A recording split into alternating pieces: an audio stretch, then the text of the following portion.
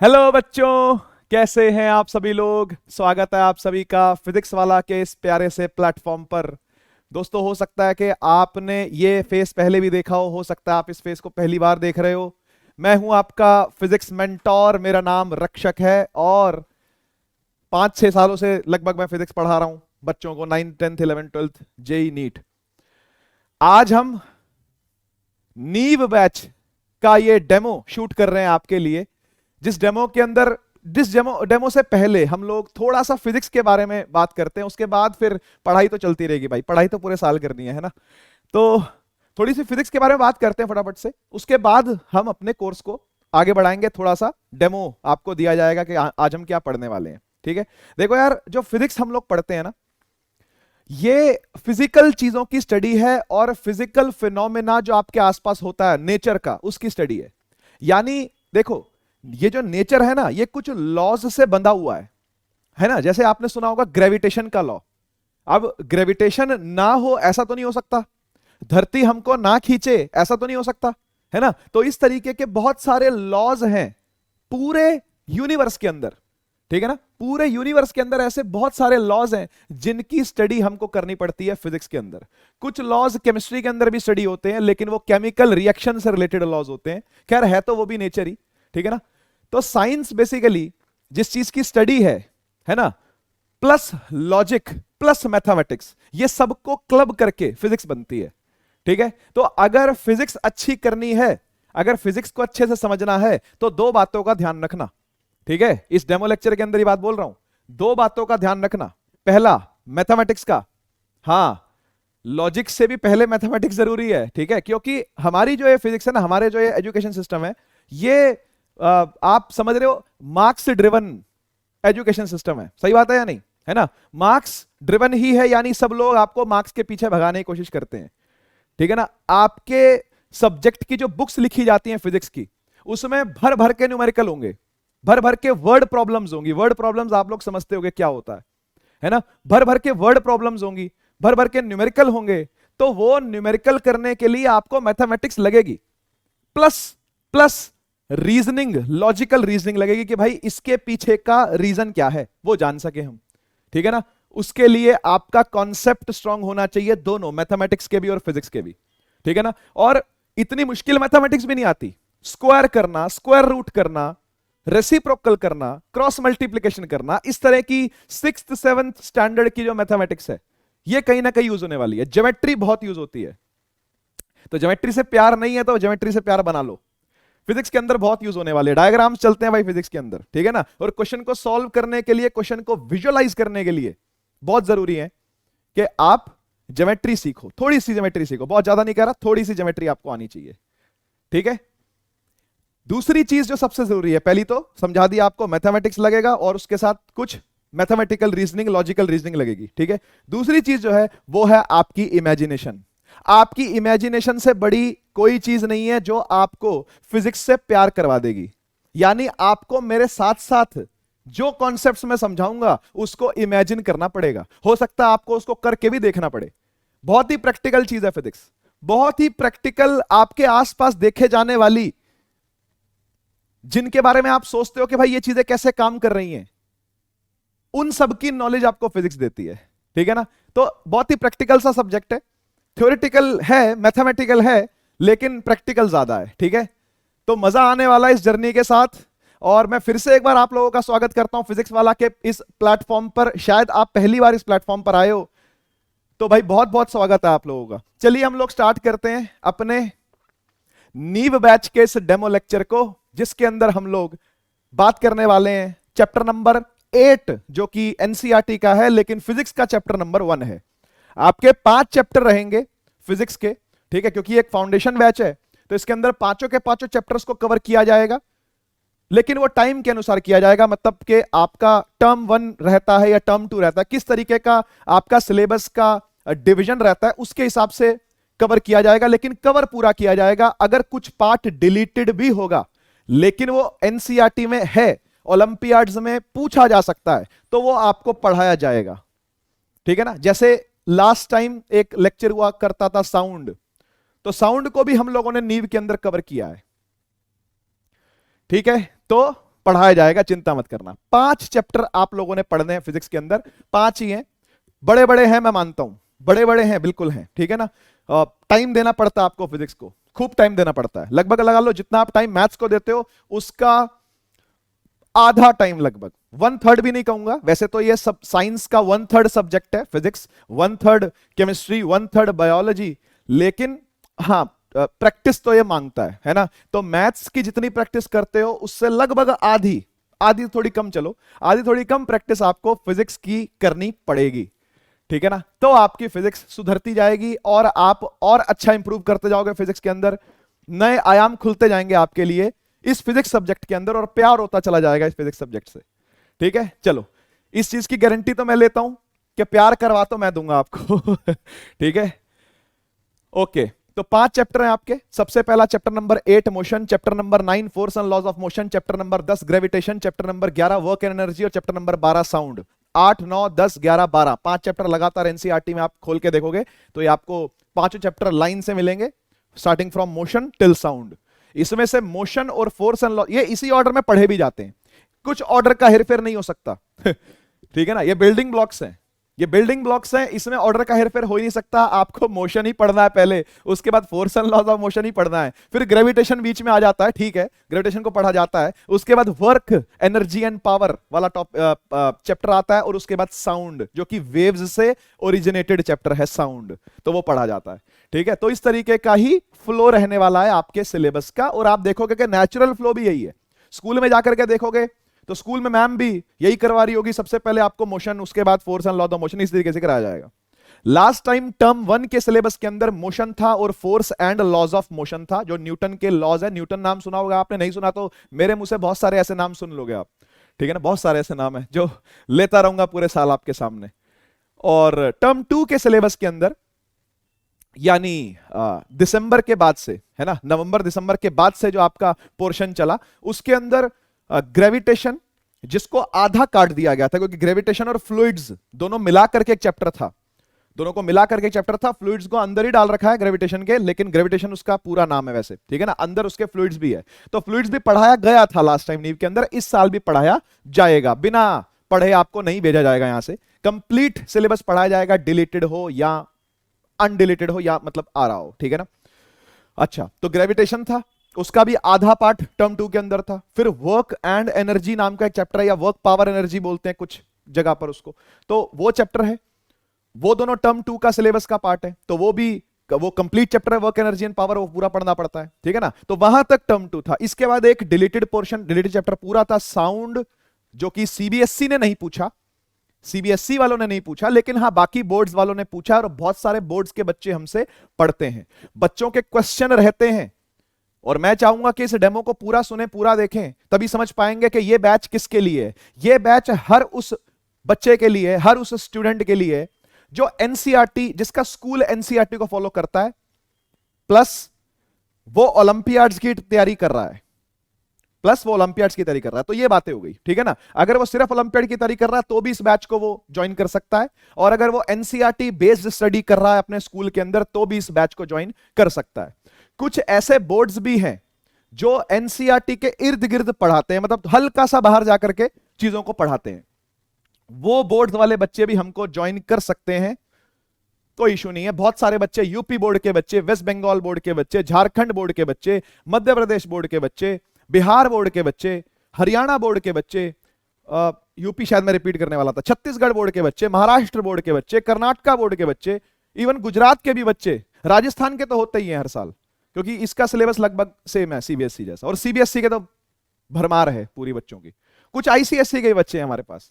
तो चिंता परवाह करने वाली कोई बात नहीं है, सबको समझ में आता है, सब कुछ समझ में आता है, ओवर द लिमिट जाकर के चीजों को पढ़ाया जाता है। तुम छिक जाओगे पढ़ पढ़ के, हम छिकेंगे नहीं पढ़ा पढ़ा के, इतना फर्क रहेगा आपके और हमारे अंदर चलिए स्टार्ट करते हैं आज का लेक्चर, जो कि मोशन का चैप्टर नंबर 8 जो हमारा है पहला चैप्टर, उसका पहला टॉपिक है डिस्टेंस और डिस्प्लेसमेंट पर, ठीक है। चलिए स्टार्ट करते हैं। तो डिस्टेंस डिस्प्लेसमेंट स्टार्ट करने से पहले, लेक्चर का नाम तो डिस्टेंस डिस्प्लेसमेंट ही है, लेकिन उसको स्टार्ट करने से पहले हम लोग ये स्टडी करते हैं कि मोशन क्या चीज होती है, व्हाट इज मोशन। देखिए मोशन एक रिलेटिव टर्म है, एक विधायक तत्व बोलते हैं जिसको, वो है। मतलब आपके लिए मोशन कुछ और हो सकता है, मेरे लिए कुछ और हो सकता है। मतलब अगर कोई आपसे पूछे, अगर कोई आपसे पूछे कि मैं जो इस टाइम पर आपके सामने खड़ा हूं, ठीक है ना, खड़ा ही हूं, चल तो नहीं रहा, खड़ा हूं ना, ठीक, मैं आपके सामने खड़ा हूं, क्या मैं मोशन में हूं या मैं रेस्ट में हूं? तो आप सभी का, लगभग 99% बच्चों का जवाब होगा कि सर आप तो रुके हुए हो, आप तो नहीं चल रहे, है ना, आप, क्योंकि मैं आपको रेस्ट में दिख रहा हूं, मैं तो रुका हुआ लग रहा हूं आपको, ठीक, तो क्या मैं मोशन में हूं या मैं रेस्ट में हूं? तो आप में से मोस्टली बच्चों का जवाब ये होगा, सर आप तो रुके हुए हैं, आप तो रेस्ट में हैं, ठीक है ना। लेकिन मुझे एक बात बताओ, क्या जिस धरती पर तुम बैठे हो और जिस धरती पर मैं खड़ा हूं, क्या वो धरती घूम नहीं रही? क्या वो धरती अपनी एक्सिस पर रिवॉल्व नहीं कर रही? कर रही है ना। तो यानी मैं भी अपने पॉइंट पर खड़ा खड़ा उसी धरती पर क्या कर रहा हूं, एक सर्कुलर मोशन कर रहा हूं, एक सर्कल में घूम रहा हूं मैं, है ना। अरे कोई चीज गोल घूम रही है और उस पर एक पॉइंट बना दिया जाए तो वो पॉइंट कैसे चलेगा? सर्कल में चलेगा। इमेजिन करो, फिजिक्स स्टार्ट हो चुकी है, वेलकम टू फिजिक्स। इमेजिन करना स्टार्ट कर दो, हाँ कि ना, एक सर्कुलर मोशन में घूम रहा हूं मैं, है ना। अच्छा, क्या धरती सिर्फ अपनी ही एक्सिस पर घूम रही है? सूरज के आसपास चक्कर नहीं लगा रही? क्या लगा रही है, तो सूरज के भी चक्कर लगा रही है। यानी मैं जो इस टाइम पर धरती पर खड़ा हूं, धरती पर जमा हुआ हूं, वो धरती का भी चक्कर लगा रहा है ना। मतलब धरती के साथ साथ चक्कर लगा रहा है अपनी एक्सिस पर भी, और साथ ही साथ सूरज के भी चक्कर लगा रहा है। यानी तो मैं दो तरह का मोशन कर रहा हूं। तुम तो कह रहे थे एक भी नहीं कर रहा, तुम तो कह रहे थे रेस्ट पर हो, मैं तो दो तरह के मोशन गिनवा दिया आपको, है या नहीं? लेकिन आपको लगेगा नहीं कि मैं मोशन कर रहा हूं, है ना। ऐसा इसलिए होता है क्योंकि मेरा क्वेश्चन अधूरा था। थोड़ा सा कंफ्यूज करके, है ना, और फिर उस कंफ्यूजन को दूर करते हैं, ठीक है ना। थोड़ा सा कंफ्यूज कर देता हूं, फिर उस कंफ्यूजन को दूर करता हूं, ठीक है। तो क्वेश्चन मेरा अधूरा था, वैसे क्वेश्चन अब पूरा करता हूं। मुझे ये बताओ, आपके अकॉर्डिंग मैं रेस्ट में हूं या मोशन में हूं? हाँ, किसी के अकॉर्डिंग कोई चीज मोशन या रेस्ट में होती है। अब इस अकॉर्डिंग वाले चीज को डिटेल में पढ़ेंगे हम, जब लेक्चर स्टार्ट करेंगे, फर्स्ट लेक्चर आएगा तो डिटेल में बात करेंगे। बोलते हैं रेफरेंस पॉइंट, बोलते हैं फ्रेम ऑफ रेफरेंस। नाम थोड़ा सा बड़ा लग रहा है, कुछ नहीं, नाम थोड़ा सा लंबा चौड़ा है, लेकिन है कुछ नहीं। इस पर चर्चा करेंगे बड़े आराम से। What is frame of reference, what is reference point, ठीक है ना। अभी थोड़ी सी बात करेंगे, लेकिन ओके। तो अगर मैं आपसे यह पूछूं कि अकॉर्डिंग टू यू मैं मोशन में हूं या रेस्ट पे हूं, तो आपका जवाब होगा रेस्ट पर हो। तो आप सच बोल रहे हो, आप झूठ नहीं बोल रहे, आप झूठ नहीं बोल रहे, आप सच बोल रहे हो। लेकिन इमेजिन करो कि कोई अपना पड़ोसी स्पेस में चला गया, स्पेस में चला गया, और सोलर सिस्टम के बीच में खड़ा होकर के, या जहां धरती घूमती है सूरज के आसपास, वहां कहीं बीच में खड़ा होकर के देख रहा है और मुझे देख रहा है ना। तो मैं उससे पूछूंगा, अरे according to you am I in motion और रेस्ट? आपके हिसाब से क्या मैं मोशन में हूं या रेस्ट में हूं? तो बोलेगा नहीं सर आप तो मोशन में हो, क्योंकि धरती तो चल रही है और धरती घूम भी रही है, ऐसे ऐसे ऐसे करते हैं मोशन में हो। तो वो भी सच बोल रहा है ना। अब ये दोनों बातें सच हो सकती हैं क्या? बिल्कुल हो सकती हैं। इसी को बोलता है विधायक तत्व होना, रिलेटिव टर्म। आपके लिए मैं रेस्ट में हूं, दूसरे के लिए मैं मोशन में हूं, दोनों सच बोल रहे हैं और दोनों अपने अपने हिसाब से ठीक बोल रहे हैं। बात समझ में आई? तो कोई चीज का मोशन में होना या रेस्ट में होना एक रिलेटिव टर्म है यार। किसी के लिए कोई चीज रेस्ट में हो सकती है, दूसरे के लिए वही चीज मोशन में भी हो सकती है। क्या समझ में आई बात? अब फिजिक्स के अंदर चीजों को सिंप्लीफाई करने के लिए, है ना, इसी कंफ्यूजन से भगने के लिए, इसी कंफ्यूजन से बचने के लिए क्या किया कि इसको बहुत ही आसान टर्म्स के अंदर डिड्यूस कर दिया गया। बहुत ही आसान टर्म्स के अंदर कैसे डिड्यूस किया? ऐसे बताया, फिजिक्स के अंदर ऐसे बताया कि मोशन में वो रहेगा, ध्यान से सुनना, मोशन में वो रहेगा जो अपनी पोजीशन को चेंज करे with respect to time and with respect to observer also. मतलब देखने वाला भी मैटर करता है, खाली टाइम मैटर नहीं करता। यानी ये मार्कर है, सपोज करो ये मार्कर है, ये भी रुका हुआ है ना। अच्छा, टाइम के साथ ही आगे बढ़ रहा है, टाइम के साथ ही आगे बढ़ रहा है, आगे बढ़ रहा है, आगे बढ़ रहा है, आगे, मेरे अकॉर्डिंग भी तो आगे बढ़ रहा है। ये मेरे अकॉर्डिंग अभी यहां था, मेरे अकॉर्डिंग अब यहां था, मेरे अकॉर्डिंग अब यहां था, मेरे अकॉर्डिंग यहां आ गया, है ना। मेरे अकॉर्डिंग अब यहां आ गया, मेरे अकॉर्डिंग अब यहां आ गया, मेरे अकॉर्डिंग अब यहां आ गया। सही बात है कि नहीं? तो एक ऑब्जर्वर चाहिए, एक ऑब्जर्वर चाहिए जो बोले, है ना, जो इसकी एग्जिस्टेंस को बोले कि भाई ये मोशन में है कि रेस्ट में है। समझ गए ना? तो रेस्ट और मोशन जो है वो relative to time as well as observer दोनों होता है। बात समझ में आई? पक्का? एक बार पढ़ लें पीछे क्या लिखा हुआ है, स्लाइड भी लाए हैं, पढ़ लेते हैं। Rest position does not change with time as well as the observer. Observer के अकॉर्डिंग भी वो क्या होना चाहिए, पोजीशन उसकी चेंज नहीं होनी चाहिए, तब उसको बोलेंगे भाई तू किसमें है, तू तो रेस्ट में है, तू तो किसमें है, तू तो रेस्ट में है। अच्छा मोशन किसको बोलेंगे, आओ पढ़ लें। Position changes with time as well as with respect to observer. Observer के हिसाब से भी और समय के हिसाब से भी वो अपनी पोजीशन को क्या करता हो, चेंज करता हो। अभी यहां था, फिर यहां आ गया, फिर यहां आ गया, फिर यहां आ गया, फिर यहां, ये क्या हो रहा है, ऑब्जर्वर के हिसाब से चीज क्या कर रही है, चल रही है, तो इसको क्या बोलेंगे, किसमें, मोशन में। बात समझ में आई? तो इस तरीके से हम लोगों ने दो टर्म्स रेस्ट और मोशन को डिफाइन किया। एक बार फिर से देख लेते हैं। रेस्ट हमने क्या बोला, पोजीशन चेंज नहीं कर रही, मोशन बोला पोजीशन चेंज कर रही। यह डिफरेंस है रेस्ट में और मोशन में, ठीक है ना, कोई दिक्कत नहीं। अच्छा अब यार हम तो एग्जाम अकेले दे रहे हैं, हम तो सेल्फ स्टडी अकेले कर रहे हैं, हम तो किताब को अकेले पढ़ रहे हैं, हम तो अपने नोट्स अकेले बना रहे हैं, क्या हम खुद को ऑब्जर्वर मान सकते हैं? हां बिल्कुल मान सकते हो। या फिर आपके पास एक रेफरेंस पॉइंट नाम की चीज होती है जिसको आप लोगों ने क्लास 6th से पढ़ा हुआ है, नाम है नंबर लाइन। और आपने रिसेंटली कार्टेशियन प्लेन भी पढ़ा है जिसके अंदर एक्स एक्सिस वाई एक्सिस दो एक्सिस होती है। ग्राफ देखा है सभी ने? ऐसा कोई नहीं होगा भाई जिसने वो हरा हरा सा पेपर ना देखा हो, वो नीला नीला सा पेपर ना देखा हो, है ना, जिसपे चेक बने रहते हैं। ग्राफ सबने देखा है, ग्राफ सबने कभी ना कभी प्लॉट किया है, और नहीं किया होगा तो भाई 9th के अंदर तो पक्का कर लोगे, लाइंस एंड एंगल्स आने वाला है।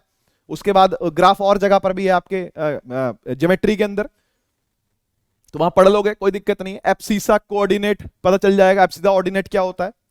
फिर कोऑर्डिनेट ज्योमेट्री आ जाएगी, वहां प्लॉटिंग भी करनी होगी, शेडिंग भी करनी होगी, वगैरह वगैरह बहुत कुछ रहेगा। इस साल मैथ्स की बात कर रहा हूं, फिजिक्स की नहीं कर रहा है, कहीं सोचो फिजिक्स में रहेगा ये सब, फिजिक्स में नहीं रहेगा। फिजिक्स में क्या रहेगा बता देता हूं। हम लोग नंबर लाइन को कभी कभी बनाया करेंगे, हम लोग कार्टेशियन प्लेन को कभी कभी बनाया करेंगे। क्यों बनाया करेंगे यार? जो नंबर लाइन का जीरो होता है ना, सुनना सुनना और समझना, जो नंबर लाइन का जीरो होता है ना, उसे हम रेफरेंस पॉइंट ही कहते हैं, उसे हम रेफरेंस पॉइंट ही मानते हैं। ये अगर नंबर लाइन है, ये अगर नंबर लाइन है तो ये उसका जीरो है, हां कि ना, ये उसका जीरो है। और कुछ सर्टेन डिस्टेंसेस पर हम 1 2 3 4 लेट कर लेते हैं, ऐसी -1 -2 -3 ये सब हम लेट कर लेते हैं, है ना। तो मुझे एक बात बताओ, मान लीजिए घर यहां पर है, घर यहां पर है, इस जगह पर घर है, ठीक है, इस जगह पर घर है, तो मैं क्या बोलूंगा, मेरा घर कहां पे है? अगर इस जगह पर घर है तो मैं क्या बोलूंगा, मेरा घर कहां पे है? मैं बोलूंगा भाई रेफरेंस पॉइंट पर चल, वहां से गिनना चालू कर, रेफरेंस पॉइंट पे खड़ा हो जा और वहां से गिनना चालू कर। ठीक है भाई, रेफरेंस पॉइंट पे खड़े हुए 1 2 3 3 यूनिट चल करके मेरे को मेरा घर मिल जाता है ना, 3 यूनिट चल करके मेरे को मेरा घर मिल जाता है। अच्छा सोचो अगर मैं अगर मैं रेफरेंस पॉइंट उड़ा दूं तो कैसे पहुंचोगे घर तक? कैसे पता करोगे कि किस मंदिर की कौन सी पिछली गली के बरगद के पेड़ के बगल से होकर के जाना? ये सब क्या है? ये सब रेफरेंस पॉइंट ही तो है। आपने लैंडमार्क डाला होगा कभी ना कभी, ऑर्डर करके, खूब ऑर्डर किया होगा भाई, है ना, कुछ ना कुछ ऑर्डर करके घर पे मंगाया होगा, है ना। तो घर पे ऑर्डर करके मंगाते हैं तो वहां पर एक कॉलम आता है लैंडमार्क। वो लैंडमार्क लिखना क्यों जरूरी है? चलो छोड़ो, लैंडमार्क को भी गोली मारो, एड्रेस लिखना क्यों जरूरी है? अपने आप आ जाए ना? नहीं आता, क्यों? अरे उसको चाहिए कौन सी कॉलोनी, उसको चाहिए कौन सा गली नंबर, उसको चाहिए कौन सा मकान नंबर, उसको चाहिए कौन सा फ्लोर, वो सब उसको चाहिए भाई, है ना। तो ये सब क्या है? ये सब गिनतियां कर रखी हैं, रेफरेंसेस दे रखे हैं। इस गली का नाम नंबर 1 दे दिया, इस गली का नाम ये चौधरी ये दे दिया, इस गली का नाम ये शर्मा जी दे दिया, इस गली का नाम वर्मा जी दे दिया। इस तरीके से गलियों के नाम दे रखे हैं। ये रेफरेंसेस ही तो हैं, और क्या है? ये रेफरेंसेस ही तो हैं। तो रेफरेंसेस देना बहुत जरूरी है किसी जगह को लोकेट करने के लिए, किसी जगह की पोजीशन को बताने के लिए रेफरेंस पॉइंट बहुत जरूरी होता है, ठीक है ना। अब भाई इसके मैंने रेफरेंस ही उड़ा दिए, घर कैसे पहुंचोगे? क्या बोलोगे, कौन सा घर है ना? अच्छा तुम बोलोगे अरे सर अभी तो हमको पता था तीसरे पर घर था आपका, तो क्या बात करते, भूल थोड़ी जाएंगे इतनी जल्दी, हमें गजनी थोड़ी है। अरे ये ले मैंने रेफरेंस पॉइंट ही चेंज कर दिया। अब बता घर कहां है, अब बता घर कहां है। अब तो गलत हो गया ना भाई, अब तो गलत हो गया ना ये, अब तो लड़ाई हो जाएगी ना। वो बोल रहा होगा फोन पर अरे 3 नंबर है, 3 नंबर 3 नंबर, अरे वो बोलेगा अरे नहीं 5 नंबर है 5 नंबर। ये लड़ाई बढ़ेगी नहीं बढ़ेगी? इसलिए रेफरेंस पॉइंट को छेड़ाछाड़ी नहीं करते। रेफरेंस पॉइंट जो दे दिया गया वो दे दिया गया। अब देखो मैंने छेड़ दिया रेफरेंस पॉइंट, यहां पहले यहां 0 था, यहां 0 ले आया, इस वजह से घर खिसक गया। घर खिसका नहीं, घर नहीं खिसका, लेकिन बोल दिया घर खिसक रहा है तो। हाँ कि ना, यही बोलेंगे ना भाई, अरे घर खिसक गया, 3 पर था आज 5 पर खड़ा है। ऐसा तो नहीं हो सकता, घर तो खड़ा है, वो तो खड़ा रहेगा, है ना। लेकिन उसकी पोजीशन को लोकेट करने के पैरामीटर्स बदल दिए गए, स्केल बदल दिया, तो ऐसा भी हो सकता है। ठीक है, तो इसलिए रेफरेंस पॉइंट को चेंज नहीं करते। समझ में आया? चलिए बहुत बढ़िया। इतना तो मैं होप करता हूं कि सही बच्चों को समझ में आया होगा, है ना, कि ये जो नंबर लाइन अब तक हम पढ़ते आए रटते आए, इसका यूज क्या है, इसका यूज तो अब शुरू होगा फिजिक्स के अंदर। ठीक है ना, चलिए आगे बढ़ते हैं, आगे बढ़ते हैं, बात करते हैं मोशन के 2 पैरामीटर्स के बारे में। देखो मोशन के लगभग 7-8 पैरामीटर हैं, आगे जाकर के डिटेल में पढ़ेंगे। ये तो एक डेमो लेक्चर है, छोटा सा बेबी सा छोटा सा डेमो लेक्चर है, आगे जाकर के बहुत डिटेल में पढ़ेंगे। लेकिन सबसे पहले 2 पैरामीटर जो है वो है डिस्टेंस और डिस्प्लेसमेंट। आइए थोड़ी सी चर्चा करते हैं इसकी, what is distance, what is displacement. ठीक है, देखिए मान लीजिए हम किसी ए पॉइंट से किसी बी पॉइंट पर जाना चाह रहे हैं। ठीक है, ए पॉइंट से बी पॉइंट पर जाना चाह रहे हैं, तो कितने रास्ते हो सकते हैं ए से बी जाने के? अरे ए से बी जाने कितने रास्ते हो सकते हैं? ए से बी जाने का एक यही रास्ता है क्या? यही रास्ता है, सीधा जाना।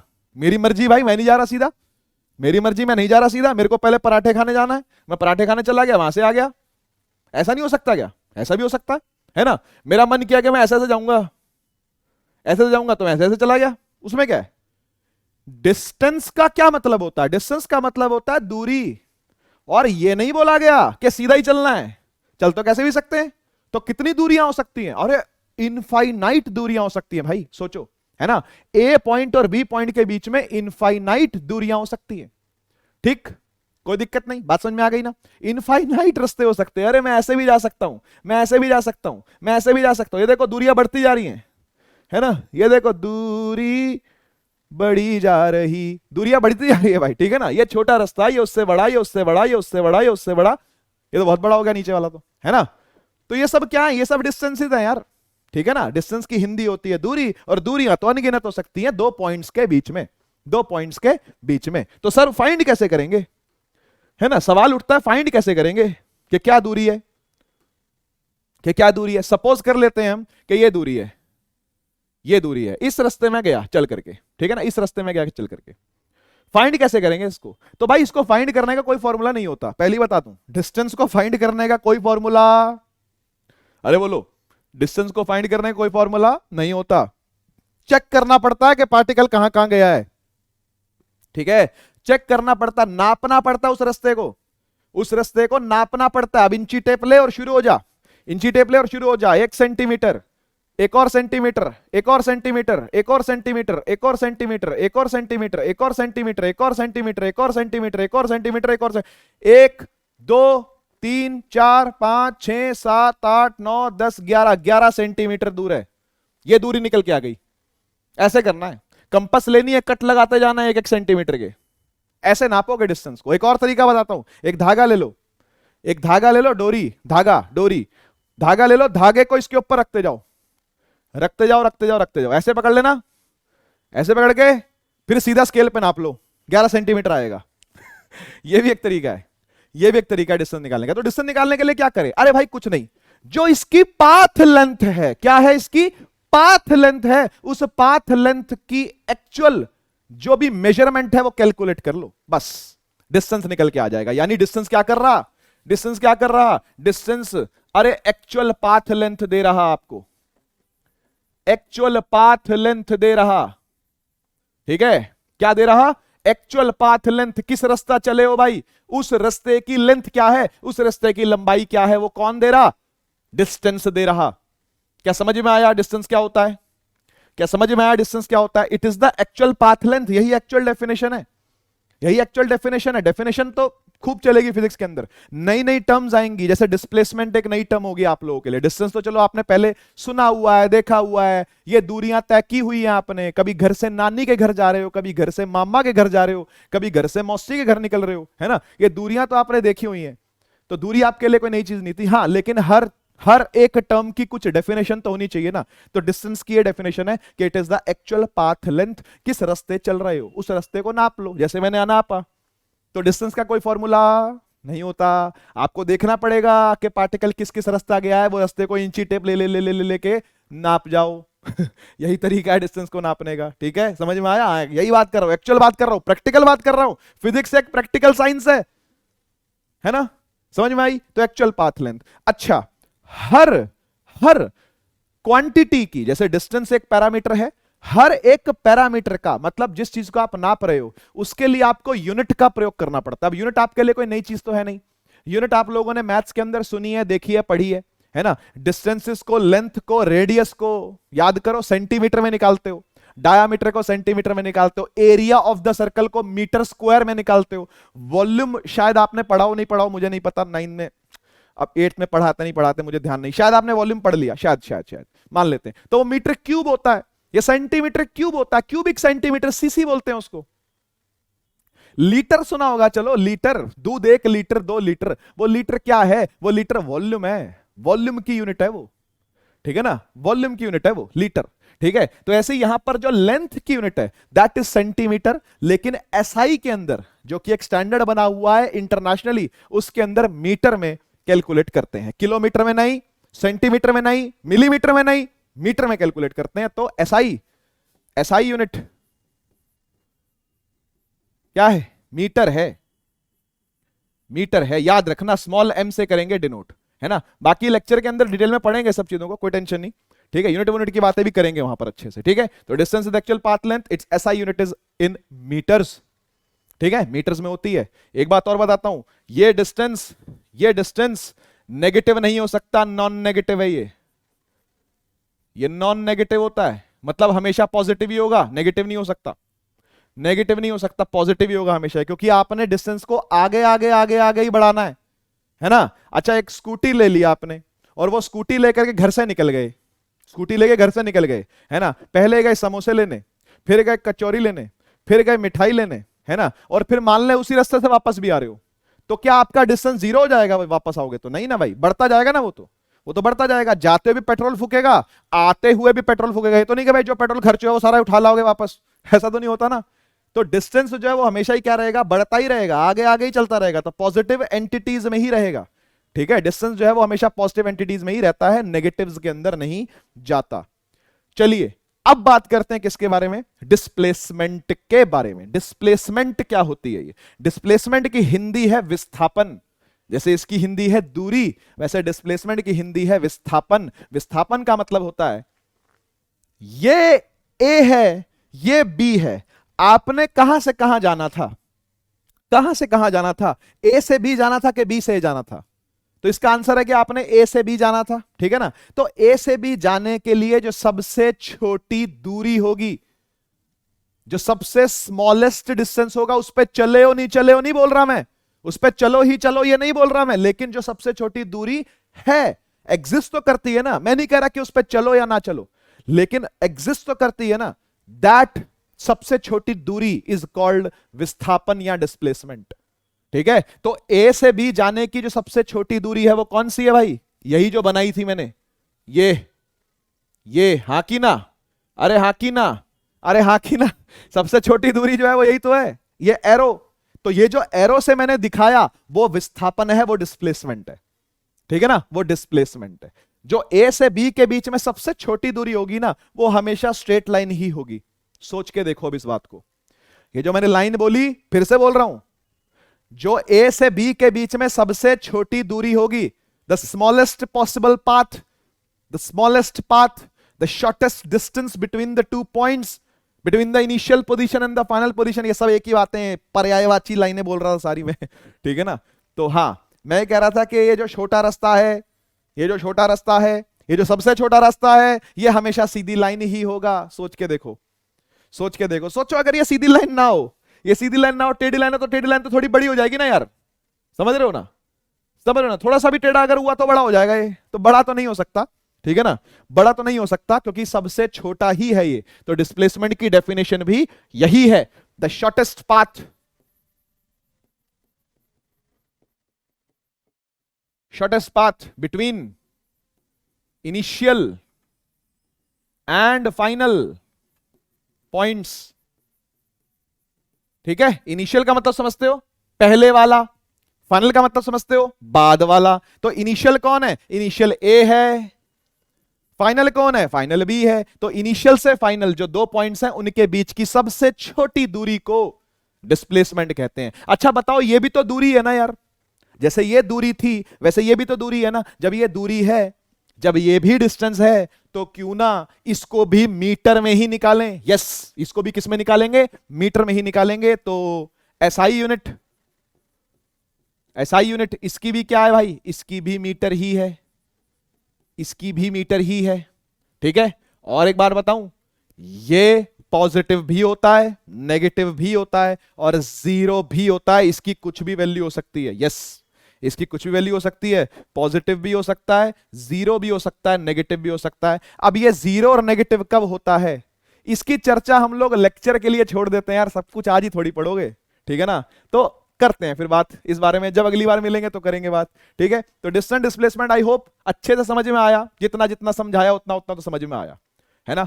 चलिए कुछ एक क्वेश्चन भी कर लें भाई, क्वेश्चन के बिना नहीं होती क्या फिजिक्स और मैथमेटिक्स दोनों, ठीक है ना, नहीं होती।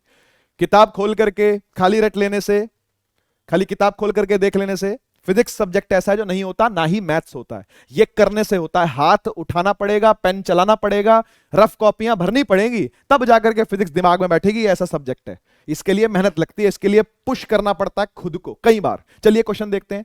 कह रहा है a body moves in a straight path from origin to x is equal to 6 metre and then returned back to x is equal to -6 metre, find the total distance and। चलिए इसको मैं करता हूं, इसको मैं करता हूं। देखो भाई, आपको चाहिए होगी एक नंबर लाइन, देख रहे हो, और ओलंपियाड लेवल का क्वेश्चन है लगभग ये। एनसीईआरटी में ऐसे क्वेश्चन नहीं मिलते आपको, एनसीईआरटी में ऐसे क्वेश्चन नहीं मिलने वाले, ये ओलंपियाड क्वेश्चन है, ठीक है। आपको चाहिए होगी एक नंबर लाइन, आपको चाहिए होगा एक रेफरेंस पॉइंट, है ना, 0, फिर ये 1 2 3 4 5 6, और ये काम आप बाद में माइंड में कर रहे होगे, इसके लिए बनाने की भी जरूरत नहीं पड़ेगी आपको। एक ऐसा दिन आएगा, एक ऐसा दिन आएगा, और याद रखोगे आप मुझको कि आपको ये बनाने की भी जरूरत नहीं पड़ेगी, माइंड के अंदर ये चीजें होगी और होंगी भी, होंगी भी। और ये है -1, ये है -2, ये है -3, ये है -4, ये है -5, और यहां कहीं -6 ले लेते हैं। चलिए भाई, चलिए भाई इसको चलाते हैं। अब क्या बोल रहा है, एक बॉडी है स्ट्रेट पाथ पर चल रही है ओरिजिन से, ओरिजिन इसको बोलते हैं ना यार।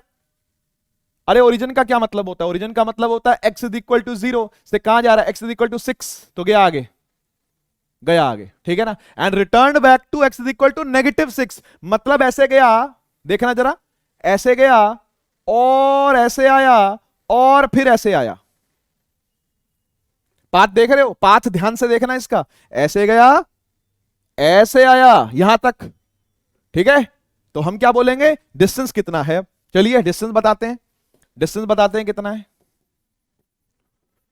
हाँ जी, 0 से गया 6, तो 6 से वापस 0 आया, तो कितने यूनिट और चला, अरे 6 ही और चला ना, 6 आगे गया और 6 पीछे आया, 6 आगे गया और 6 पीछे आया। स्कूटी ऐसे गई और घूम करके ऐसे वापस आ गई।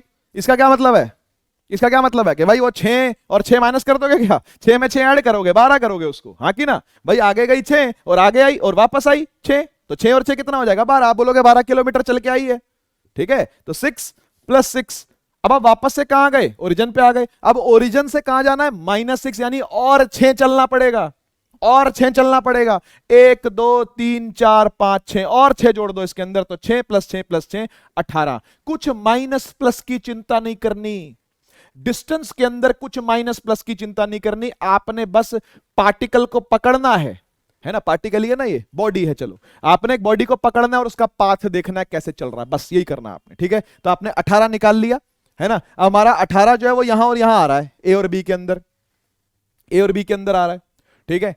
तो देखते हैं अब ए और बी में से कौन सा आंसर है, सी और डी तो पक्का नहीं है, ठीक है।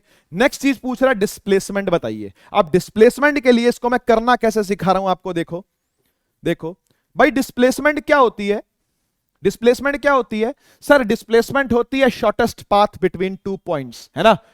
है ना। फाइनली कहां पहुंचा ये बताओ, फाइनली पहुंचा यहां।